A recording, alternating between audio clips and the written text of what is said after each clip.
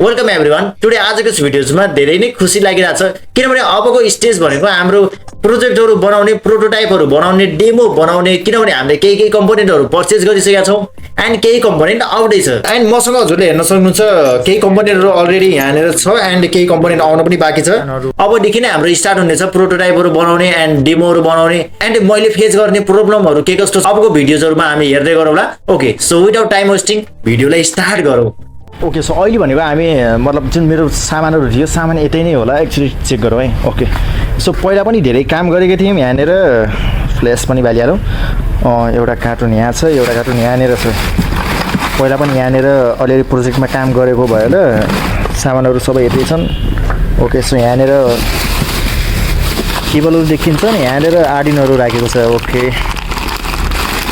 बाँकी टायरहरु यहाँनेर छन्, कतिपय गियर मोटरहरु, लिथियम आयन ब्याट्रीहरु पनि यतै रहेछ।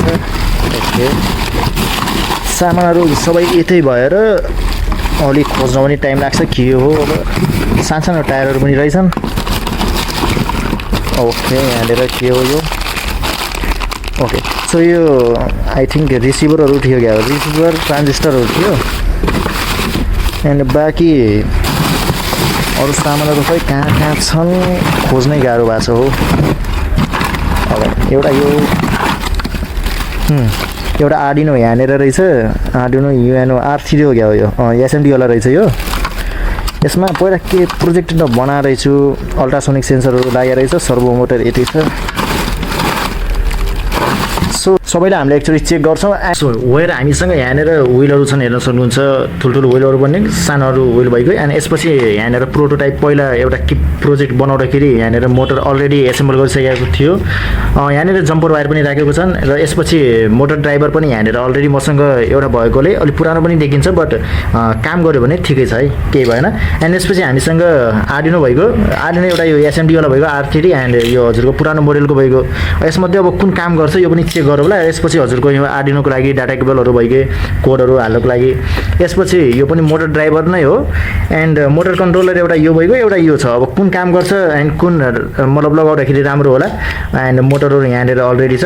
र यो एउटा सर्भर मोटर थियो, सर्भो मोटरमा यो फेरि यहाँनेर छैन, काम गर्छ कि गर्दैन यो पनि थाहा भएन, चेक गरौँला। यसपछि हामीसँग अल्ट्रासोनिक सेन्सरहरु भइगयो। यो हाम्रो अहिलेको प्रोजेक्टमा त यो काम लाग्दैन, बट पछि हामीले यो पनि काममा लगाउँला। एन्ड ब्याट्री होल्डरहरु भइगयो यहाँनेर छ र स्पिकर। अब यो स्पिकर हामीलाई काम लाग्छ आफ्नो जुन एआई च्याटबोट बनाउँदाखेरि स्पिकर एउटा काम लाग्छ जुन राम्रो पनि हो। र यो व्हील ड्राइभ अहिले यो 360 यो काम लाग्दैन, पछि हामीले काम गरौँला। ब्याट्रीहरु थिए एन्ड लिथियम आयन ब्याट्री भन्दा अब यो ब्याट्री पनि ठिक होला भन्ने मलाई लागिरहेछ। मोबाइलको ब्याट्री चेक गरौँला कुन राम्रो हुन्छ, कुन लगाउँदा राम्रो होला भनेर। एन्ड लिथियम आयन ब्याट्रीको पनि चार्ज सक्यो कि के छ है, अब धेरै टाइम भइगयो। एन्ड यहाँनेर यो सेन्सरहरु छन्, अब फ्लेम सेन्सरहरु मलाई चाहिन्छन्, यो पनि हामीले हेरौँला कुन काम गर्छ गर्दैन। र यसपछि हामीसँग ट्रान्जिस्टरहरु छन्, रिसिभरहरु छन्, यो हामीले पछि ड्रोनको लागि अथवा अरु कुनै प्रोजेक्ट बनाउँदाखेरि काम गरौँला। एन्ड यहाँनेर हामीसँग क्यामेरा सेन्सरहरु छन्, यो पनि हेरौँला।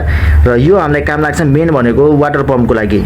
सो आरसी मतलब फायर फाइटर कारको लागि हामीलाई काम लाग्छ, जुन धेरै राम्रो कुरा भइगयो। मलाई पर्चेज गर्नु पर्दैन, काम गर्नको लागि यहाँनेर अलरेडी सामानहरु छन् जुन मैले काम गरिरहेको हुन्छ। अब भएन भने ब्याट्री हामीले यो पनि युज गरौँला, ठुलो ब्याट्रीहरु। र बाँकी हामीले अरु अब के आइटमहरु चाहिन्छन् यो पनि हामीले पर्चेज गर्छौं। र यसपछि हजुरलाई युजुअली अब के कस्तो हुन्छन् सबै कुरा भिडियोजमा भन्ने गर्छु। सो यही नै थियो आजको यस भिडियोमा। आई होप भिडियो हजुरलाई राम्रो लाग्यो होला एन्ड यसरी नै अब नेक्स्ट भिडियोजहरु आउने गर्छन्। मैले फेस गर्ने प्रब्लमहरु एन्ड मैले काम गर्ने प्रोटोटाइपहरुमा, डेमोहरुमा एन्ड इक्विपमेन्टहरु के कस्तो मैले युज गर्छु एन्ड हाम्रो खास प्रोजेक्ट के कस्तो बन्नेवाला छ र आखिर ह्याकेथनमा के कस्तो हुनेवाला छ, कोड फिस्टमा के हुनेछ, सबै कुराहरु स्टेप बाइ स्टेप भिडियो हजुरलाई आउँदै गर्छ। एन्ड भिडियो अबको टाइम भनेको एउटा नेक्स्ट लेभल एन्ड एउटा इन्ट्रेस्टिङ भिडियोहरु हुँदै गर्छ। त्यसमा भिडियो हजुरलाई राम्रो लाग्यो भने एक लाइक गरिदिनु होला, हुन सक्छ भने च्यानललाई सब्स्क्राइब गरिदिनुस्। फेरि हामी भेट्नेछौं नयाँ भिडियोजमा। Thanks for watching the video.